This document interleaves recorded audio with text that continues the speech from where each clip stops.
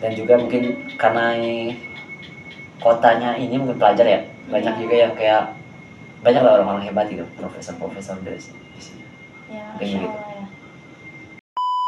Nah, dari situ ngerasa kayak kalau udah kerja pasti lebih susah gitu untuk belajar untuk apa lagi. Nah, jadi kebetulan kan bapak saya meninggal begitu, meninggal dunia pas bulan Februari kayaknya.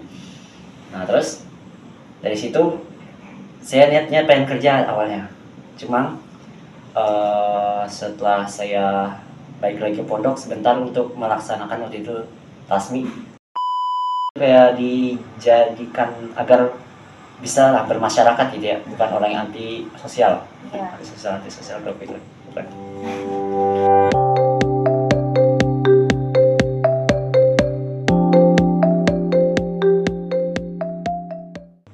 Assalamualaikum warahmatullahi wabarakatuh.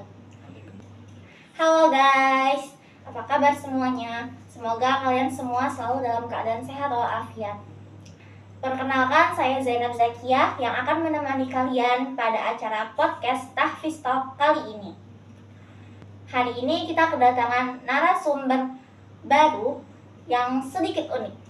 Dia akan menceritakan bagaimana perjalanan dan prosesnya dalam menyelesaikan tasmi 15 juz dalam waktu 1 bulan.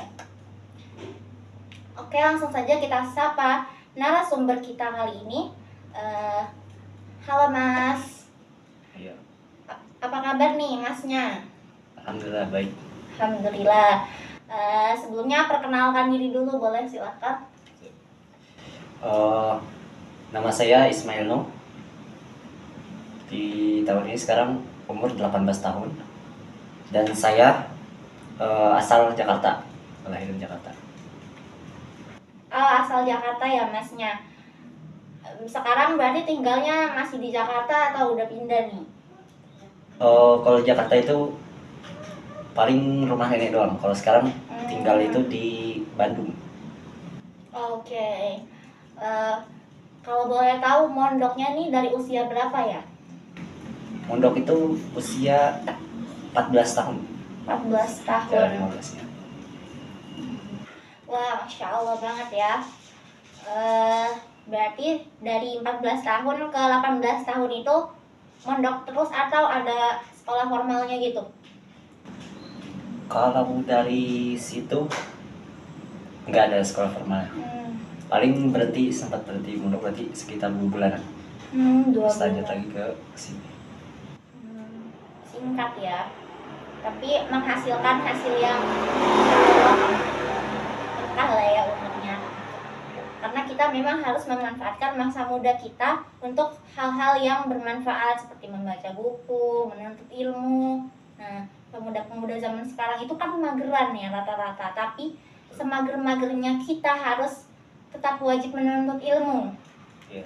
Nah, pertama kita tanya dulu deh, motivasi Masnya buat melanjutkan menghafal Al-Quran. Kan sebelumnya pernah berhenti gitu kan 2 bulan. Nah, motivasi apa yang membuat Masnya mau melanjutkan menghafal Al-Quran?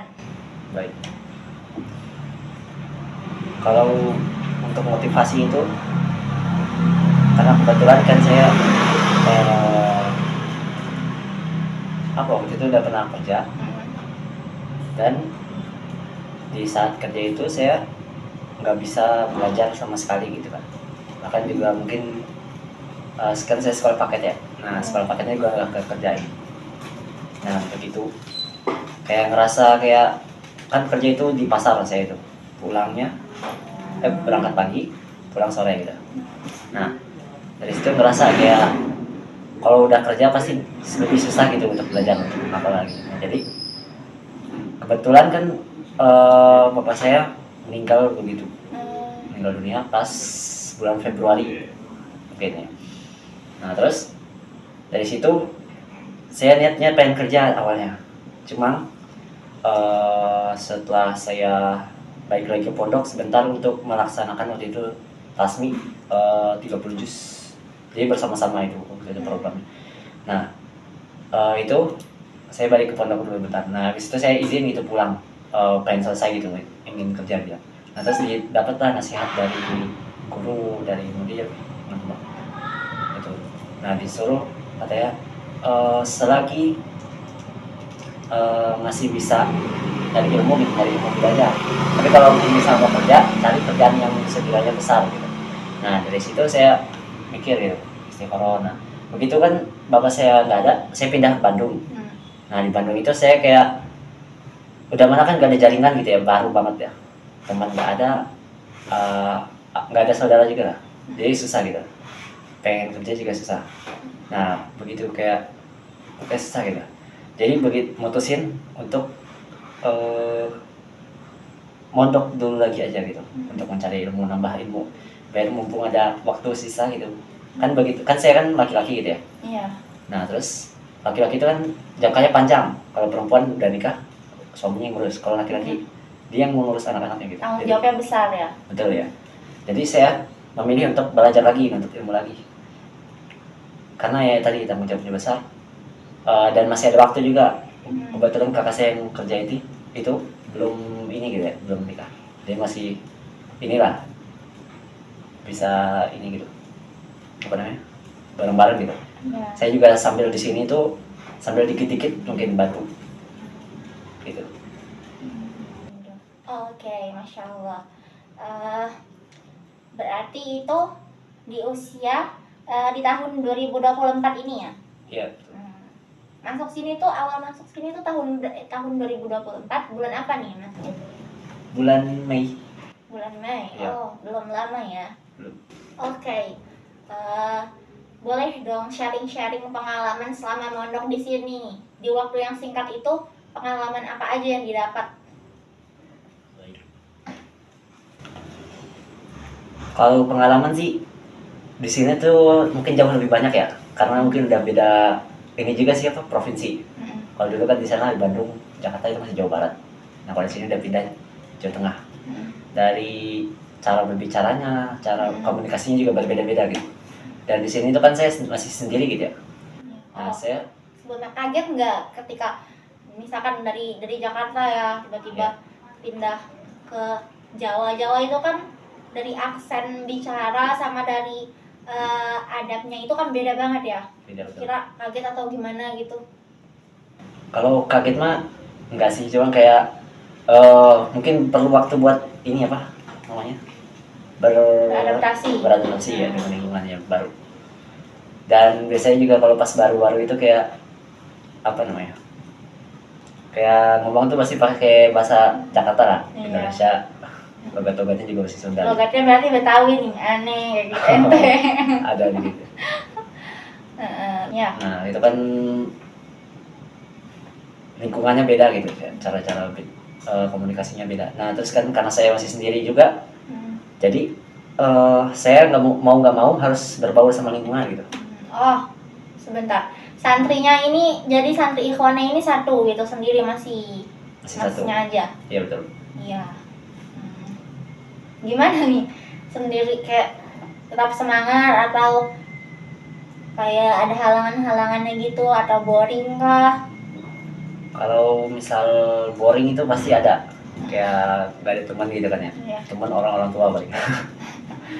Nah tapi pasti boring ada gitu. Cuma kalau saya itu gimana ya, kalau ramai-ramai progres saya biasanya lebih lambat gitu, jadi karena mungkin sering main, ngobrol betul ya. Jadi saya manfaatin mumpung masih sendiri gitu ya, mumpung masih belum banyak lagi gitu. Oke. Pengalaman? Oh iya, lanjut ya. Pengalaman menarik kayak atau apa kayak? Lanjut yang tadi sebentar. Iya masih tadi kan. Atau yang misalkan pengalaman yang benar-benar pasti tertanam banget di dalam diri kamu, nggak bisa dilupain. Bisa ya. Membuat kamu siap. Dan lanjut dari yang tadi dulu. Siap. Ini kan masih sendiri dan laki-laki juga gitu kan. Jadi kayak inilah gitu ya, apa, mungkin lebih bersemangat gitu. Karena nggak ada rivalnya juga mungkin, jadi harus ngejar rival sendiri, nyari rival dari luar gitu, yang bagus-bagus. Nah Kalau pengalaman di sini tuh yang menarik tuh banyak sih. Dari kayak saya sepedahan gitu kan. Di sini kan beda dengan Jawa Barat. Sepedahan kalau di sini tuh banyak yang sepedahan gitu, kayak lebih sehat gitu lah di Purwokerto ya. Banyak yang olahraga, rajin gitu. Pengalaman menarik yang didapat. Dan juga mungkin karena kotanya ini mungkin pelajar ya, banyak juga yang kayak banyak lah orang-orang hebat gitu, profesor dari sini di sini. Ya, Kayak Masya gitu. Allah ya. Oke, Masya Allah.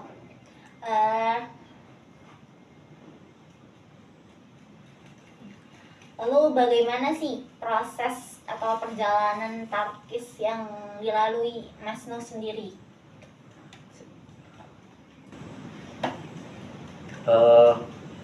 Tarkis yang 15 juz ini mungkin relatif singkat mungkin ya. Dan sebelumnya itu sebelum di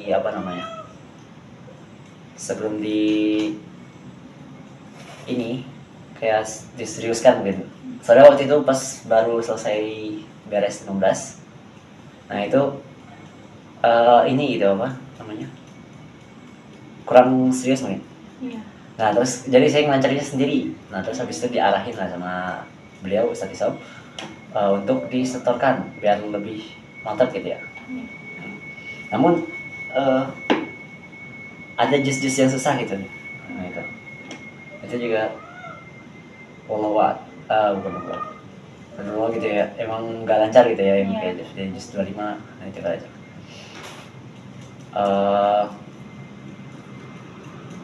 Kalau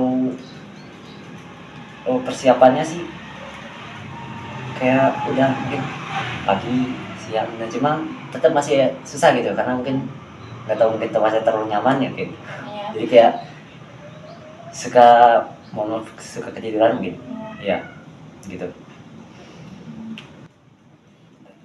Kalau untuk jus-jus yang susah itu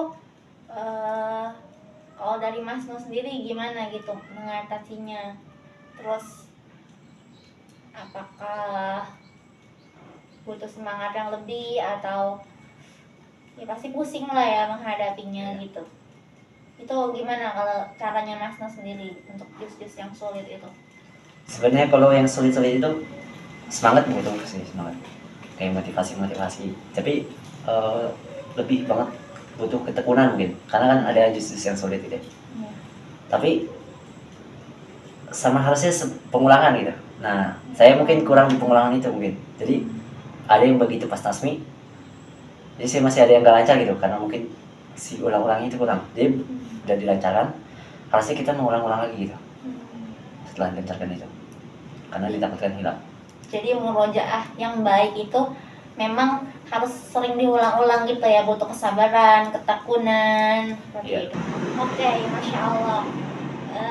Semua orang itu kan, semua penghafal Quran pasti ya memiliki tantangan di dalam menghafal dan memurojaah hafalan Qurannya. Nah, untuk Mas Nuh sendiri tantangannya selama menghafal dan selama tarkis itu apa gitu? Siap. Kalau untuk tantangannya mungkin rasa jenuh tadi, rasa bosan, dan rasa ini, karena bosan itu mungkin jadi ngantuk gitu.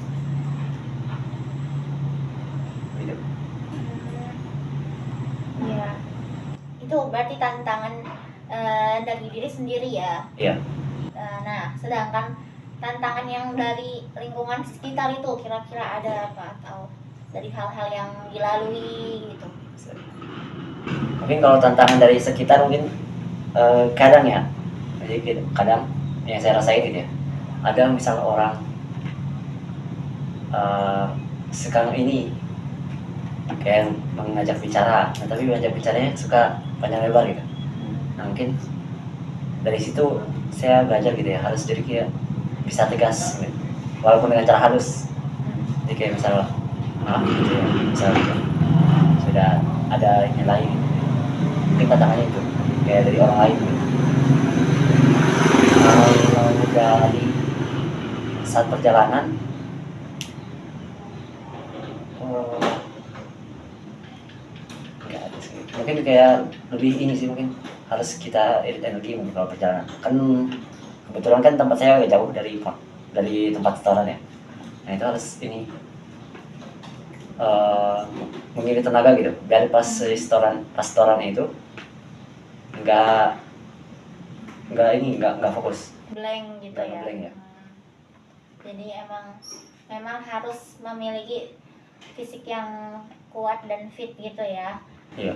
Dan memang harus fokus, butuh aqua nih lebih berarti. Nah, oke. Kalau menurut saya ya, tantangan itu kan banyak ya jenisnya.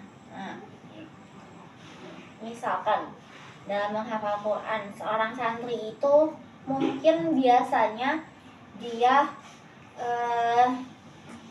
seperti yang tadi Mas Nu bilang, cenderung ada rasa malas, mungkin banyak gitu ya rasa malasnya. Namun rasa malas itu memang dijadikan sebagai tantangan, yang tantangan itu harus dilawan gitu berarti kan. Iya. Nah, setiap santri pasti bisa melawan rasa malas itu karena mereka memang punya target nih, mau khatam gitu, misalkan tahun depan atau misalkan bulan depan. Nah, ketika santri-santri itu udah melawan rasa malasnya, apakah menurut Mas No rasa malas itu sendiri akan hilang atau makin meningkatnya diri kita, kapasitas diri kita, atau malah makin bertambah?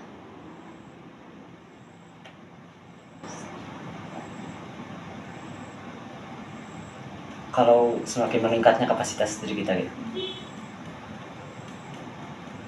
itu sebenarnya saya mungkin kurang paham. Cuman kalau menurut saya, kalau kapasitas kita semakin bertambah, rasa malas itu mungkin bisa jadi nambah bertambah. Cuma mungkin kita bisa mengatasinya mungkin karena kapasitas kita sudah bertambah gitu ya. Jadi kita mungkin justru malah menjadikan rasa malas itu sebagai kelebihan kita. Kan itu kekurangan ya.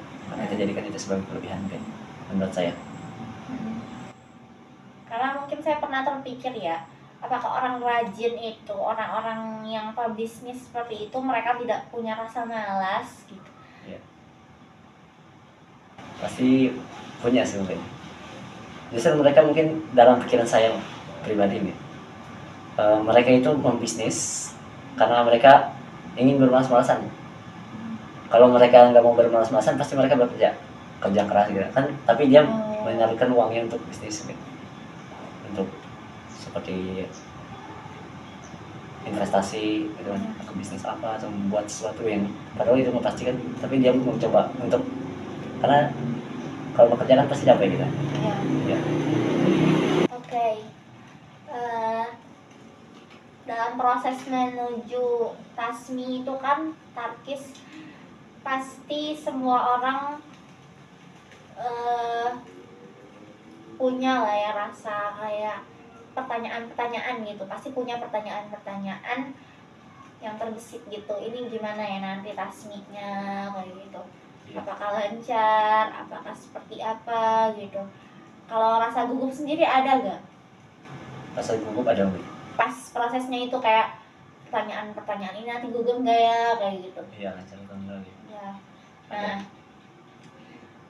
dari situ pasti kita membutuhkan support system. Nah, support sistemnya Mas No sendiri itu apa gitu dalam proses tarkis itu? Seperti motivasi gitu Ya. ya. Kalau motivasi itu biasanya saya dari diri sendiri mungkin.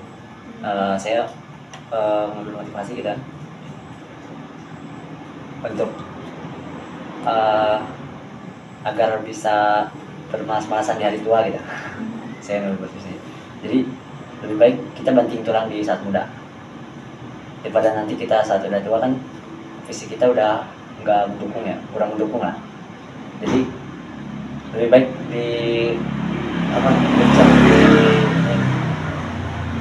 digas pas masih muda gitu. Kalau motivasi yang itu dari diri sendiri.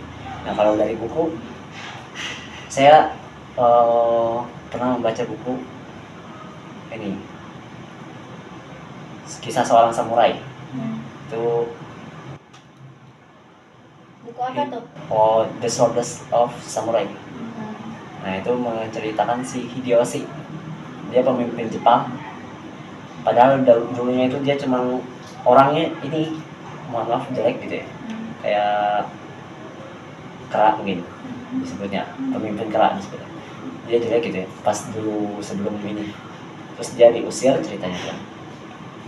Habis itu dia kayak inilah, maju terus gitu ya, nggak pantang mundur. Nah, gitu. Padahal dia penuh kekurangan, orangnya pendek gitu ya. Iya. Terus kayak kecil juga badannya gitu. Gak energi. Padahal zaman dulu itu kan masa samurai, asal penggal aja mungkin kalau orang. Tapi ini si Hideo ini dia samurai. Dia sih tidak bisa. Oh, bukan. Iya. Cuman dia, nah dari situ dia masuk ke apa namanya, jenderal, lupa lagi saya namanya. Ada suatu jenderal mungkin. Nah itu lumayan berkuasa. Nah dia mengikuti, dia awalnya jadi tukang kayak bawa sendal gitu kan buat si jenderalnya itu. Nah terus begitu jenderalnya mati, karena dia disayangi gitu kan, karena dia telaten orangnya, disayangi. Jadi terus dia ceritanya itu ini, jadi jenderal kan, pas si jenderalnya ini mati dia jadi petinggi gitu. Nah terus dia berusaha terus gitu sampai puncak akhirnya. Jadi yang saya dapat dari sana itu motivasinya itu, dia itu ini menjadikan kekurangan dia sebagai kelebihan gitu. Jadi dia telaten, walaupun dia ini nggak bisa berpedang gitu ya, tapi dia tetap berusaha gitu, keras. Kalau yang saya dapat dari buku. Oh, dia berusaha keras sampai akhirnya dia bisa gitu. Iya, jadi pemimpin Jepang. Jadi pemimpin Jepang. Oh, iya. Masya Allah. Padahal ya. Memang sebenarnya semangat anak-anak muda seperti itu yang dibutuhkan ya. Iya.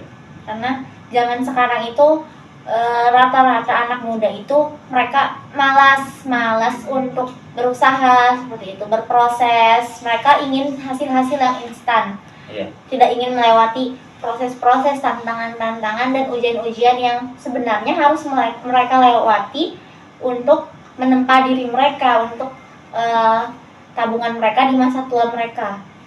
Seperti kata Imam Syafi'i ya, Iya. jika kamu tidak ingin merasakan pahitnya belajar, maka kamu akan merasakan pahitnya kehidupan. Ya, maka kamu akan merasakan pahitnya kehidupan gitu ya.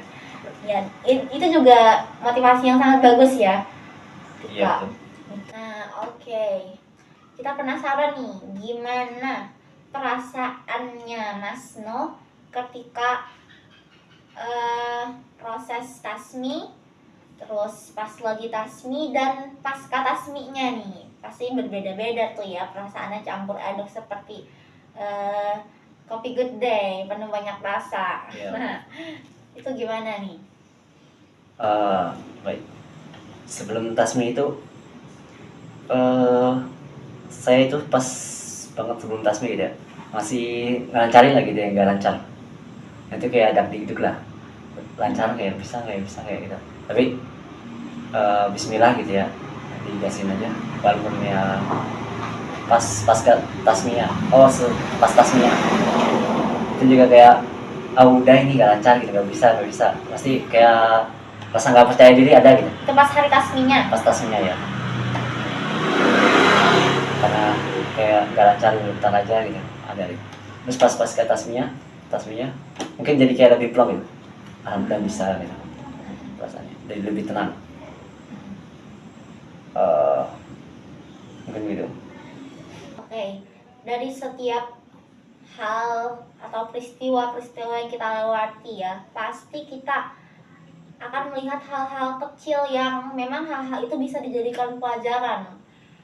Ada juga hal-hal besar yang akan membekas di dalam diri kita, membentuk karakter kita seperti itu. Nah, Mas Nu kan sudah melewati banyak hal nih dalam menghafal Al-Quran gitu. Ada tasmi 10 juz, ada tasmi 15 juz. Nah, pelajaran apa yang Mas Nu dapat dari hal-hal yang udah dilewati itu nih? Pelajaran-pelajaran menarik. Dan selama mondok di sini juga lah ya. Bisa ya. pelajaran dari Tasmi tadi.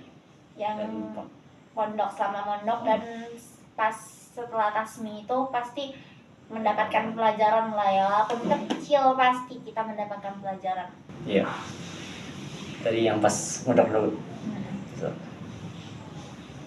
kalau pelajaran yang pas di pondok itu yang saya dapatkan mungkin dia jadi kita di pondok itu beda sama di rumah gitu ya. Kita digembleng untuk belajar. Iya. Beda dengan di rumah. Di rumah pasti walaupun belajar pasti dikit kan. Nah di pondok itu pelajarannya kita digembleng untuk belajar karena agar kita bisa menjadi manusia yang layak gitu ya, bukan sampah. Nah begitu. Terus sebentar, kalau perbedaan di rumah dan di pondok itu kan di pondok lebih banyak belajar, di rumah sedikit kan. iya. Nah, berarti Masmu sendiri juga memiliki tujuan mondok itu agar tidak menjadi sampah di masa depan gitu kan, bisa menjadi orang yang berguna, bisa menjadi pemuda yang memiliki kontribusi untuk dunia gitu kan, atau untuk lingkup kecil seperti itu. Nah, zaman sekarang itu kan ada yang namanya learning digital. Nah, Iya. Mas Nur sendiri setuju atau tidak bahwa belajar lewat online itu ya memang terbatas juga di dalam diri kita, atau lebih efektif belajar langsung gitu? Kalau zaman-zaman dulu kan memang murid yang mendatangi guru seperti itu kan. Nah, kalau zaman sekarang gimana nih?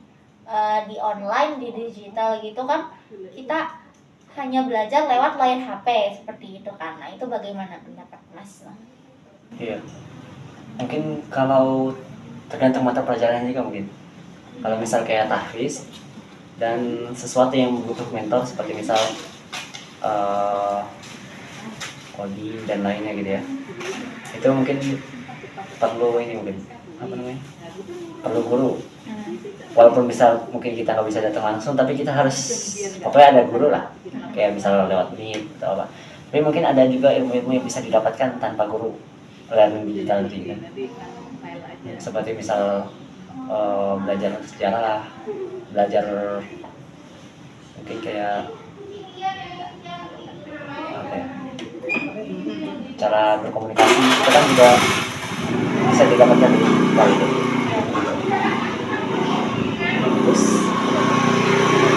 Jadi memang ada ilmu-ilmu yang memang dia efisien ketika kita belajar lewat online bisa, dan memang ada ilmu-ilmu yang harus bertatap muka langsung dengan gurunya seperti itu ya. Iya.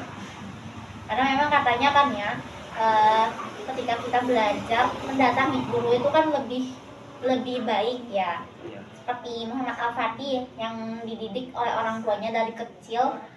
Ya memang beliau harus langsung mendatangi guru-guru tersebut gitu ya, walaupun padahal Muhammad Al-Fatih itu kan seorang pangeran gitu ya, tapi biasanya kan kalau pangeran berarti guru yang mendatangi dia gitu kan, tapi ini Muhammad Al-Fatih memang dididik oleh Sultan Murad II untuk mendatangi guru-gurunya itu. Iya. Ya, dan alhasil ya Muhammad Al-Fatih bisa menjadi sosok pemimpin terbaik gitu yang dibilang Rasulullah dalam hadis beliau gitu. Iya. Masya Allah ya. Kalau untuk Masmu sendiri lebih senang belajar tatap muka atau lewat online nih?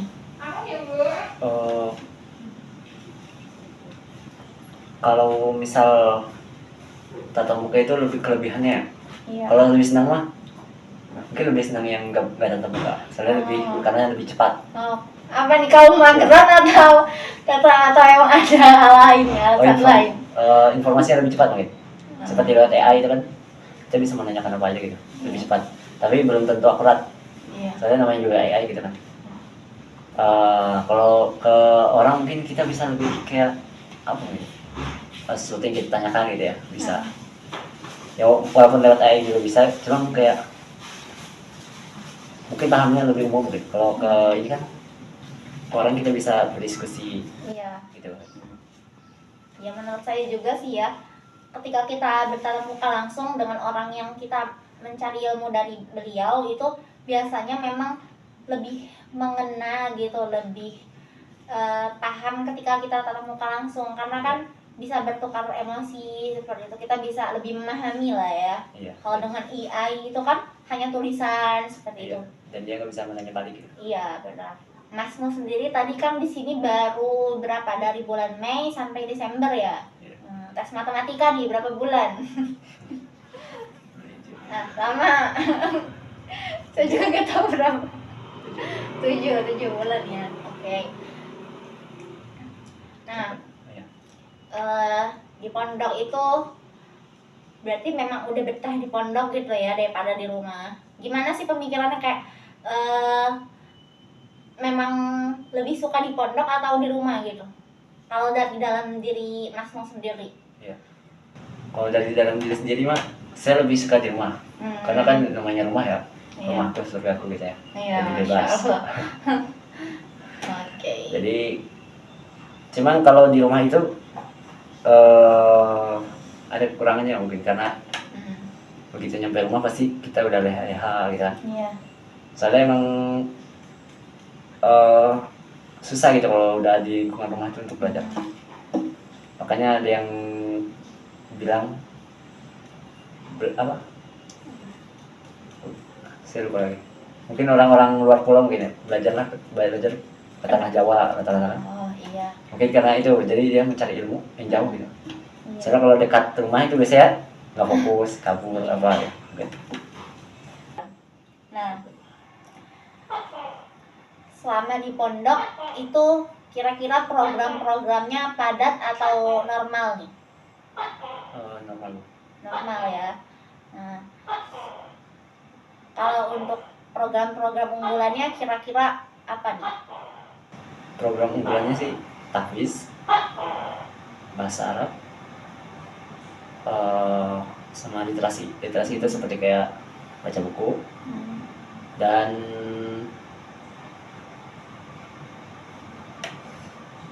seperti menonton video gitu. Dan terus kita rangkum nanti presentasikan. Oh, jadi di sini diajarkan untuk mempresentasikan gitu ya? Iya. Dan merangkum apa yang telah kita pelajari gitu. Oke. Mas Nu ini tipe orangnya yang lebih suka berguna gitu, atau tampil, atau tipe orang yang lebih suka biasa-biasa aja gitu, gak mau banyak aksi gitu? Kalau saya mah sebenarnya nggak terlalu suka tampil, tapi mungkin saya ingin tampil mungkin di 1 atau 2 bidang. Karena kalau banyak gitu ya, emang ada mungkin tokoh-tokoh yang bisa jadi di banyak hal, tapi biasanya dia tampil hanya di 1 bidang. Begitu. Ya. Jadi kalau di pondok ini kan Mas mau bilang tadi kan mondok sendiri gitu kan, masih ikhwannya 1. Iya. Nah itu berarti otomatis banyak disuruh tampil dong sama ustadznya gitu kan. Ya, nah itu perasaannya gimana gitu? Apakah dijadikan pelajaran atau ada pendapat sendiri gitu, gimana? Kalau tampil sih sebenarnya bukannya saya nggak mau, tapi kurang suka mungkin. Nah jadi kalau misalnya disuruh tampil saya bisa. Walaupun mungkin banyak kekurangan juga mungkin. Tapi jadi kita harus memaksimalkan di saat kita disuruh tampil gitu, disuruh presentasi. Jadi pokoknya pede aja gitu, kita harus pede. Soalnya kalau di saat tampil itu kita nggak pede, pasti udah nggak bakal lancar gitu. Jadi walaupun emang dari Mas Nunya bukan tipe orang yang suka tampil gitu ya, Iya. lebih suka belakang layar berarti gitu ya. Iya. Nah tapi ketika memang memiliki tugas dan memang hanya Mas Nu sendiri ya, Mas Nu berarti tetap memaksimalkan gitu ya. Iya. Bukan seadanya, bukan apa adanya, tapi tetap berusaha dengan maksimal gitu ya. Iya. Oke. Mas Nu ini mondok selain di sini berarti cuma ada 1 pondok sebelum ini ya? Iya. Nah, program apa yang di pondok itu Mas Nu dapat tapi tidak ada di sini gitu. Oh, yang di Pondok Lama. Ya. Mungkin kalau yang di sana itu rival gitu, nggak ada. Karena saya sendiri juga.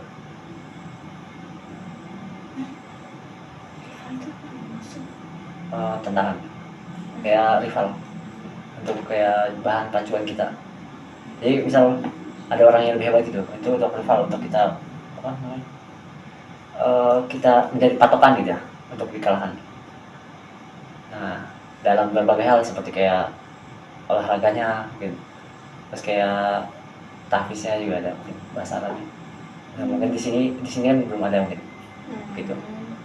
Oh, jadi kalau di sana itu kayak memang kan satu pondok ikhwan gitu kan ya, banyak gitu. Iya. Nah, jadi memang program-programnya mendukung untuk seperti olahraga itu tadi kan. Iya. Nah, sedangkan program-program di pondok ini yang tidak Mas Nu dapatkan di pondok lain itu kira-kira apa? Ada lumayan banyak. Seperti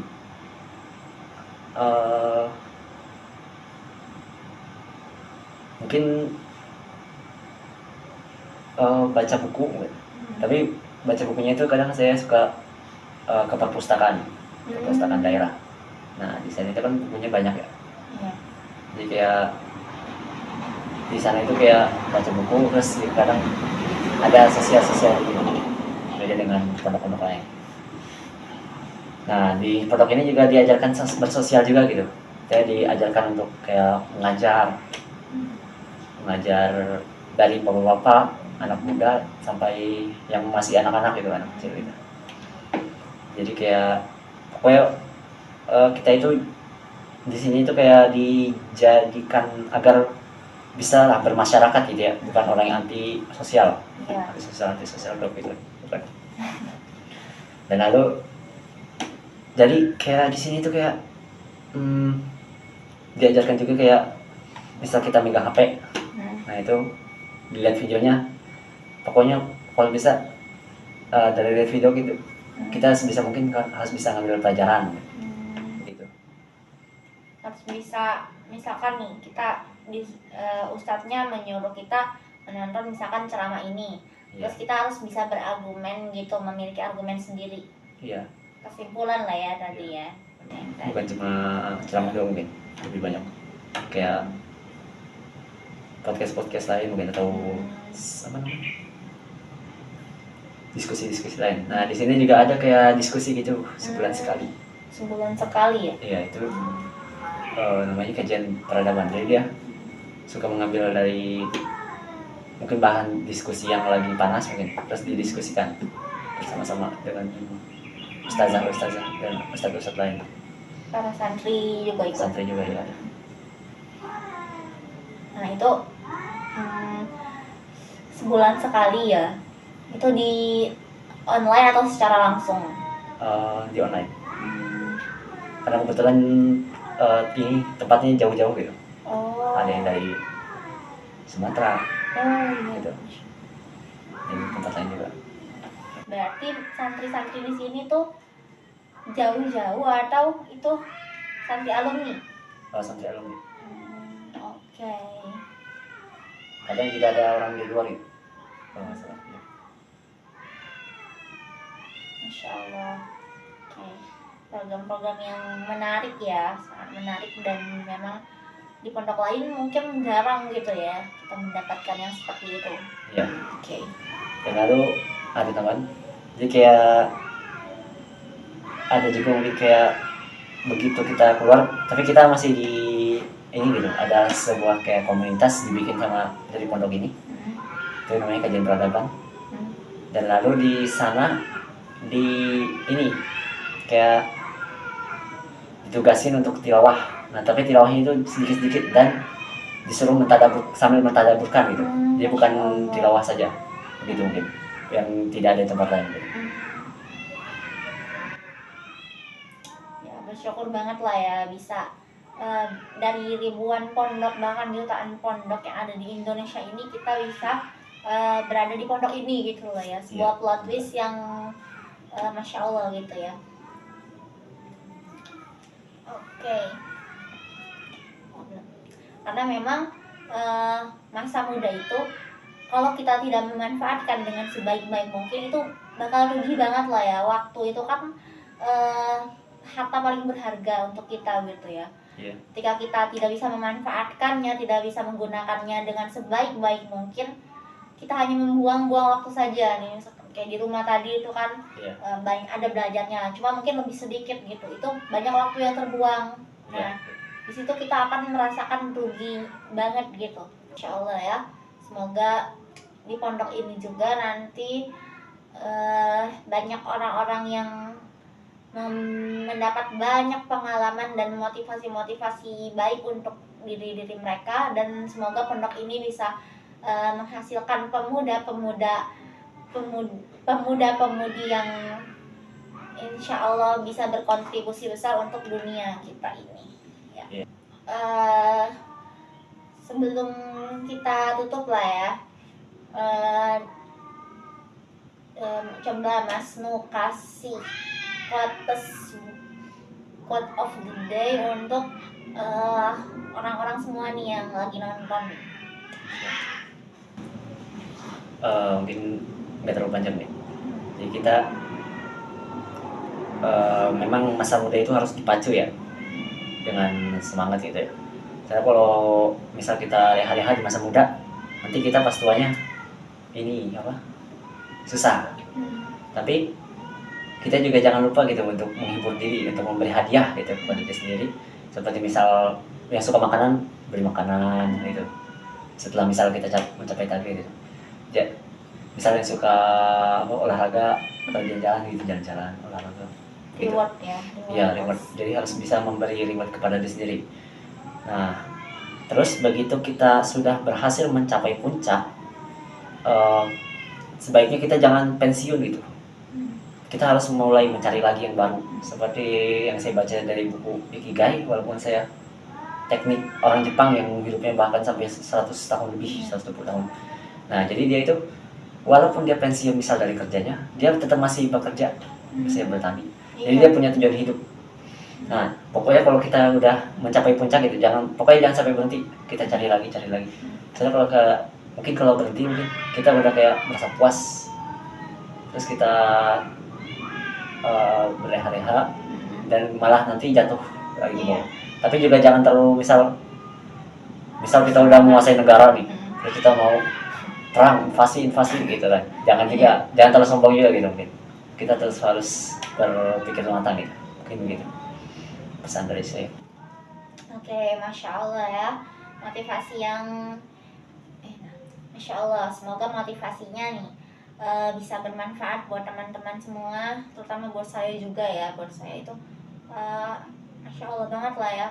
Memang kita itu diciptakan di dunia ini yang gak akan pernah selesai gitu, kecuali sampai yang lahat gitu. Ketika kita udah mencapai satu target, berarti kita harus mencapai target-target lain gitu.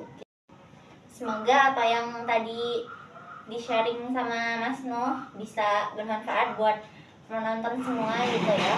Bisa termotivasi juga, terbantu gitu untuk menjadi pemuda yang memiliki semangat yang bagus dalam menuntut ilmu gitu. Mungkin sampai di sini saja podcast kita kali ini.